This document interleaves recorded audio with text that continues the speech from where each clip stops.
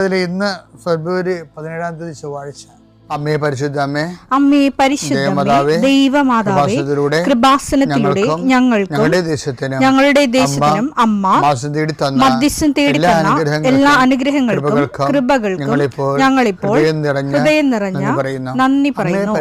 അമ്മേ പരിശുദ്ധമ്മേ ദൈവമാതാവേ, 2004 ഡിസംബർ 7 ഉച്ചകഴിഞ്ഞ് 2:30 കൃപാസനത്തിൽ സംഭവിച്ച അമ്മയുടെ പ്രത്യക്ഷപ്പെടലിനെ കുറിച്ച് തിരുസഭയ്ക്ക് സമർപ്പിച്ചിരിക്കുന്ന പഠനരേഖകളുടെ മേൽ സഭാത്മകമായ പഠനം ആരംഭിക്കുവാൻ ഞങ്ങൾ പ്രാർത്ഥിക്കുന്നു. അമ്മേ പരിശുദ്ധമേ, ഭൂസ്വർലോകങ്ങളുടെ രാജ്ഞിയായ അങ്ങേയ്ക്ക് ഭൗമസംരക്ഷണത്തിനായി പ്രപഞ്ചപ്രകൃതിയെ തന്നെ തിരുസഭ പ്രതിഷ്ഠിക്കുവാൻ ഈ പ്രത്യക്ഷീകരണം വഴി ഇടയാക്കണമേ. പരിശുദ്ധമേ, ജപമാല മാതാവേ, സകല കൃപാസനം പ്രാർത്ഥനയോടും ചേർത്ത് ഞങ്ങളിപ്പോൾ പ്രാർത്ഥിക്കുന്ന ഈ കുടുംബത്തിന്റെ പ്രത്യേക നിയോഗം പറ മക്കളെ.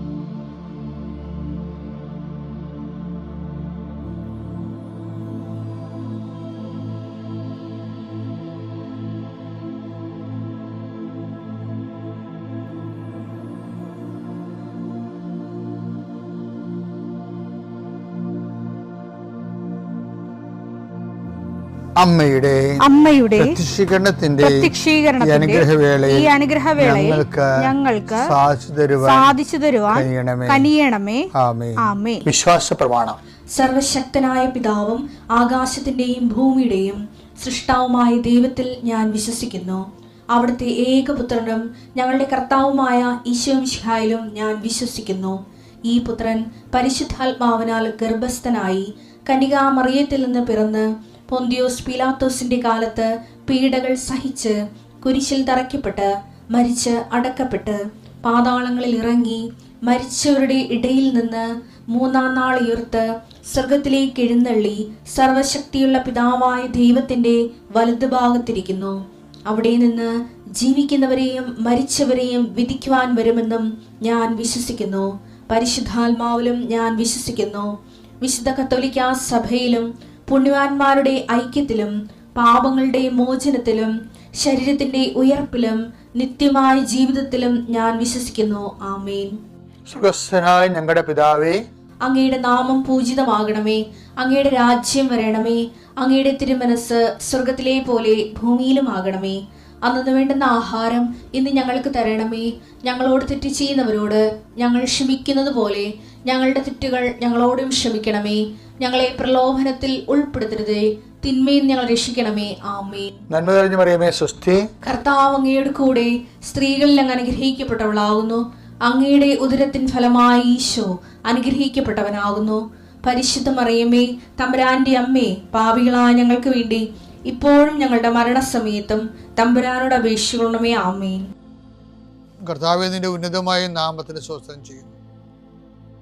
കർത്താവേ, നിന്റെ വിശുദ്ധ പൗരോഹിത്യത്തെ മഹത്വപ്പെടുത്തണമേ. കർത്താവേ, സഭയിലുള്ള സാന്നിധ്യം പ്രകടമാക്കണമേ.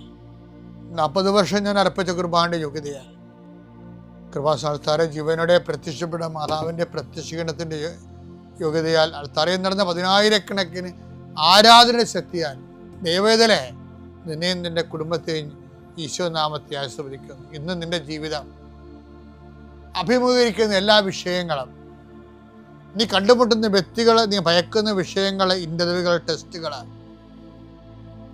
യാത്ര ചെയ്തെത്തുന്ന ഇടങ്ങൾ, നിന്റെ ജോലിപ്പാടുകൾ, ശുശ്രൂഷ ഇടങ്ങൾ കർത്താവിൻ്റെ നാമത്തെ അനുഗ്രഹിക്കപ്പെടട്ടെ. സഞ്ചാരി മാതാവ്, സമയത്തിൻ്റെ അധികാരി, നിന്റെ ഉടമ്പടി വഴികളിലൂടെ നിന്നെ വേർപിരിയാതെ നിനക്ക് വേണ്ടി വാദിച്ചും നിന്നെ സപ്പോർട്ട് ചെയ്തും നിനക്ക് വേണ്ടി നീ ചെയ്യാനുള്ള ജോലി ഏറ്റെടുത്തും നിന്നെ സന്ധിക്കട്ടെ ദൈവവേദനെ.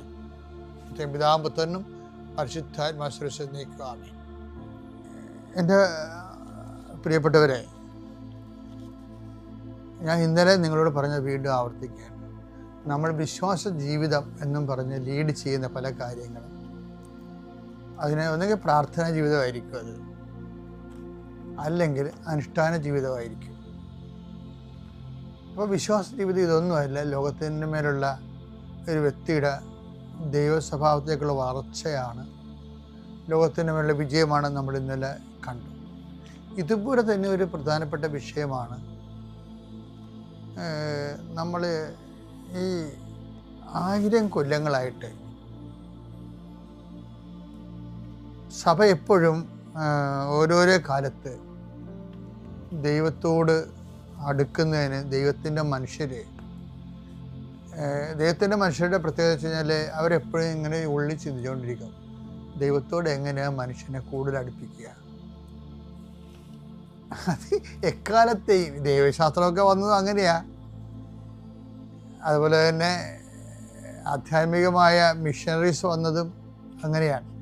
ചില ഒരു പറ്റം ആൾക്കാർ ദൈവത്തെക്കുറിച്ച് എപ്പോഴും ചിന്തിക്കുകയും ആലോചിക്കുകയും അവരോട് ദൈവം ഇൻട്രാക്ട് ചെയ്യുകയും എന്നിട്ട് ഈ മോസസിനെ പോലെ ആ ദൈവത്തെ ജനങ്ങളുമായിട്ട് കണക്ട് ചെയ്യാൻ കൊടുക്കുകയും അങ്ങനെ ദൈവത്തിൻ്റെ മനുഷ്യരോട് ദൈവത്തെ തന്നെ ഇങ്ങനെ നിരന്തരമായിട്ട് കാലത്തിനൊപ്പം വെളിപ്പെടുത്തും. ഇപ്പോൾ കാലത്തിനൊപ്പം വെളിപ്പെടുത്തുമ്പോഴും അതിനൊക്കെ ബേസ്മെൻ്റ് എപ്പോഴും നമുക്ക് ക്രിസ്ത്യൻസിനാണെങ്കിൽ ബേസ്മെൻറ്റ് 2 ബേസ്മെൻറ്റ് നമുക്കുണ്ട്. നമ്മുടെ 2 കാലും, ഒരു കാല് ചവിട്ട് നിൽക്കുന്നത് സ്ക്രിപ്ചറിലും ഒരു കാല് ചവിട്ട് നിൽക്കുന്നത് പാരമ്പര്യത്തിലുമാണ്. രണ്ട് കാലം നമ്മൾ ചവിട്ടി, അതായത് ഒരേ സമയം തന്നെ എഴുതപ്പെട്ട ബൈബിളും എഴുതപ്പെടാത്ത ബൈബിളും, എല്ലാം ബൈബിളാണ്. പാരമ്പര്യം എന്ന് പറയുന്നത് ബൈബിളാണ്.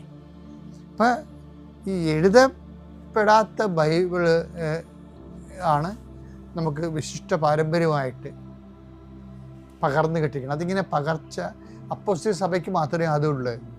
കാര്യം അപ്പോസ്തലന്മാർ പകർന്നു കിട്ടിയതാണ്.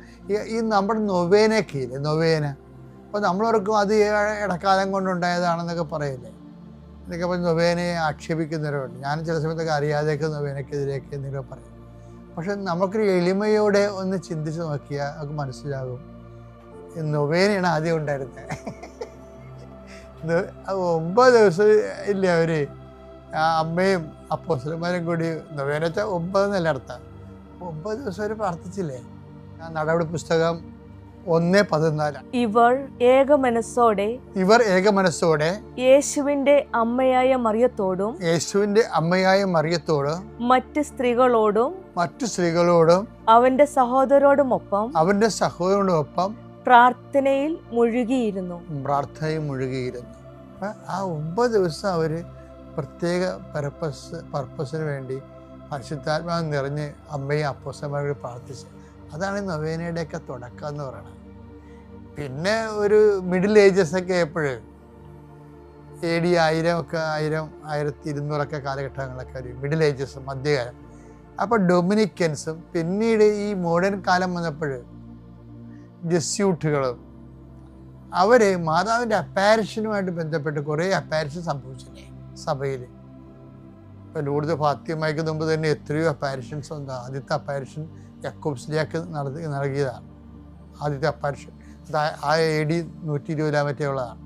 അപ്പോൾ മരീൻ അപ്പാരിഷൻസ് സഭക്ക് അപ്പാരിഷൻ മനസ്സിലായി. അപ്പാരിഷനിലൂടെ മാതാവിൻ്റെ പ്രത്യക്ഷീടങ്ങൾ സഭയിൽ സത്യമാണെന്ന് മനസ്സിലാക്കി കഴിഞ്ഞപ്പോൾ ആ പ്രത്യക്ഷീകരണത്തെ അടിസ്ഥാനപ്പെടുത്തിക്കൊണ്ട് ഡൊമിനിക്കൻ അച്ഛന്മാരും ജസ്യൂട്ട് അച്ഛന്മാരും നൊവേനകൾ രൂപപ്പെടുത്തിയെടുത്ത്. അപ്പം ആ ഒരു കാലഘട്ടം ഉണ്ട്. അപ്പോൾ പക്ഷെ നൊവേനയ്ക്ക് അപ്പോൾ 2000 കൊല്ലത്തെ പാരമ്പര്യം ഉണ്ടെങ്കിലും പിന്നെ ഒരു പ്രെയർ ഫോം എന്ന രീതിയിൽ ഒരു 1000-700-800 കൊല്ലത്തെ പാരമ്പര്യമാണ് നൊവേനയ്ക്കൊക്കെ ഉള്ളത്. പിന്നീട് 12-ാം നൂറ്റാണ്ടിൽ തന്നെ വന്നപ്പോൾ തന്നെ 16 നൂറ്റാണ്ടൊക്കെ വന്നപ്പോൾ ജപമാല വന്നായിരുന്നു. അപ്പോൾ ജപമാല പിന്നെ വ്യാപകമായ രീതിയിൽ പ്രചരിച്ചു. പിന്നെ ജപമാലയുടെ ഒക്കെ ഒരു കാലഘട്ടം കഴിഞ്ഞപ്പോൾ ഇപ്പം കേരള സഭയിലാണെങ്കിൽ 1653 കൂനംകുരിശ് സത്യത്തിന് ശേഷം പിന്നീട് ഈ സഭയിൽ നിന്ന് പിരിഞ്ഞുപോയ സഹോദരങ്ങളെ പുനരയിക്കപ്പെടാൻ സെബസ്ത്യാൻ പാതിരി വരുന്നുണ്ട്. സെബസ്ത്യാൻ പാതിരി ഇറ്റാലിയൻ മിഷണറിയാണ്. പക്ഷെ അപ്പോൾ ഡച്ചുകാർ വരികയും അദ്ദേഹത്തിന് എമർജൻസി ആയിട്ട് പോവുകയും ചെയ്യേണ്ടി വന്നു. പക്ഷെ അപ്പോഴേ സെബസ്ത്യാൻ പാതിരി ഇവിടെ വന്നിട്ട് ഈ ഒരു കാർമലൈസ് വിക്കാരിയത്ത് റോം അദ്ദേഹത്തിന് പ്രൊപ്പഗാന്ത മിഷൻ്റെ ഭാഗമായിട്ട് ഇവിടെ സ്ഥാപിച്ചു. ഇവിടുത്തെ സഭകളെല്ലാം റോമിനോട് ബന്ധപ്പെട്ടിരിക്കുന്ന എല്ലാ സഭകളും വരാപ്പുഴ വികാരിയാത്തിൻ്റെ ഭാഗമായി വന്നു. പിന്നെ നമ്മളെ നയിച്ചതും ഭരിച്ചതും എല്ലാം കാർമലൈറ്റ് സ്പിരിച്വാലിറ്റിയാണ്. ഇപ്പം ഞങ്ങൾക്കിവിടെ ആലപ്പുഴ കാർമലൈറ്റ് സ്പിരിച്വാലിറ്റി ഇവിടെ പ്രബലമാകുന്നതിന് മുമ്പ് തന്നെ ജെസ്യൂട്ട് സ്പിരിച്വാലിറ്റിയാണ് ഇവിടെ ഫോം ചെയ്ത് വന്നത്, അർത്തങ്കൽ ബേസ് ചെയ്ത്. അപ്പം അത് ഡച്ചുകാരുടെ കാലമാകുമ്പോഴാണ് അവർ തിരിച്ചു പോകേണ്ടി വരണത്. പിന്നീട് നമുക്ക് കാർമലൈറ്റ് സ്പിരിച്വാലിറ്റി വരണത്. കാർമലൈറ്റ് സ്പിരിച്വാലിറ്റിയിലൂടെയാണ് നമുക്ക് സ്കാപ്പുലറും ബന്ധിഞ്ഞ ആ ജപമാല മാതൃഭക്തി ശരിക്കും കേരള സഭയുടെ അടിസ്ഥാന ഘടകമാകണം. അങ്ങനെയാണ് അത് സീറോ മലബാർ ആർക്കി എപ്പാർക്കിയൊക്കെ തുടങ്ങുന്നില്ലേ, തുടങ്ങുന്നത് 923. ആ ഒരു കാലഘട്ടം വരെ സഭയിൽ ആകമാനം കാർമലൈറ്റ് സ്പിരിച്വാലിറ്റിയാണ് വർക്കൗട്ട് ചെയ്യേണ്ടത്. അതിനകത്ത് ബ്രീവരി ഉണ്ടാവും, കാരുണ്യ നമസ്കാരം ഉണ്ടാവും, അതുപോലെ തന്നെ ജപമാല ഉണ്ടാവും. പിന്നെ ഇറ്റാലിയനിൽ രൂപപ്പെട്ട് വന്ന 40 മണി ആരാധന 1829 മുതൽ ചാവറച്ചൻ്റെ 1870-75 വരെയുള്ള കാലഘട്ടങ്ങളിലെല്ലാം 40 മണി ആരാധനക്ക് ഭയങ്കരമായ ഒരു അനുഭവങ്ങൾ കേരള സഭയിലുണ്ടായി. അപ്പോൾ ഈ 40 മണി ആരാധന, ജപമാല, നൊവേന, ഇങ്ങനെയുള്ള ഓരോ കാര്യങ്ങൾ ഞാൻ പറയണില്ലേ. അതിനുശേഷം പിന്നീട് നമുക്ക് കാണുന്നത് കരിസ്മാറ്റിക് നവീകരണം. ഒരു 75 രൂപ വന്നതാണ്. 75 രൂപ കരിസ്മാറ്റിക് നവീകരണത്തിൻ്റെ പീക്ക് ടൈം എന്ന് പറയുന്നത് 2015 ഏറെക്കുറെ 2015. ഇപ്പോഴും കരിസ്മാറ്റിക് നവീകരണം നടക്കുന്നുണ്ട്. കേരളത്തിൽ കരിസ്മാറ്റിക് ധ്യാനകേന്ദ്രങ്ങളുണ്ട്. കൃപാസന കരിസ്മാറ്റിക് ധ്യാനകേന്ദ്രമല്ല, അത് മരിയൻ ഉടമ്പടി ധ്യാനകേന്ദ്രമാണ്. അത് 2016 ആദ്യം കരിസ്മാറ്റിക് ധ്യാനകേന്ദ്രം ആയിരുന്നെങ്കിലും 2016 അത് മരിയൻ അപ്പാരിഷനോടുകൂടി അത് മരിയൻ ഉടമ്പടി ധ്യാനകേന്ദ്രമായിട്ട് കൺവേർട്ട് ചെയ്യണം. അപ്പോൾ ഇപ്പോഴും കേരളത്തിൽ പ്രഖ്യാപിതമായ ധ്യാനകേന്ദ്രങ്ങൾ കരിസ്മാറ്റിക് ധ്യാനകേന്ദ്രമാണ്. ഇപ്പോൾ നമ്മൾ മൊത്തം നോക്കുമ്പോൾ ഉണ്ടാകുന്ന വിഷയം, വിശ്വാസ ജീവിതം കാലഘട്ടങ്ങളിലൂടെ പരിശോധിച്ച് കഴിഞ്ഞാൽ നമ്മൾക്ക് വരുന്നതും, ഇതിനിടയ്ക്ക് ജോൺ പോൾ മാർപ്പാപ്പയുടെ കാലത്ത് കർണക്കൊന്ത, സിസ്റ്റർ ഫൗസ്റ്റീനയുടെ കർണക്കൊന്ത ഡെവലപ്പ് ചെയ്ത് വന്നു. അപ്പോൾ കർണക്കൊന്ത വരുമ്പോഴുന്ന വിഷയം അതും ഇതുപോലെ റിസൈറ്റിംഗ് ആണ്. ജപമാലയും റിസൈറ്റിംഗ് ആണ്, പ്രാർത്ഥിക്കണമാണ്. നമ്മൾ നാക്കുകൊണ്ട് പ്രാർത്ഥിക്കുന്നതാണ്. അതിൻ്റെ ഈ ഫെയ്ത്തിൻ്റെ മെക്കാനിസം നടക്കുന്നതെല്ലാം പ്രാർത്ഥന എന്നിട്ടുള്ള ഒരു മെക്കാനിസത്തിലാണ് അത് വർക്കൗട്ട് ചെയ്യണത്. അപ്പോൾ വിശ്വാസത്തിൻ്റെ ഒരു ഘടകമാണത്, ഒരു ഘടകം.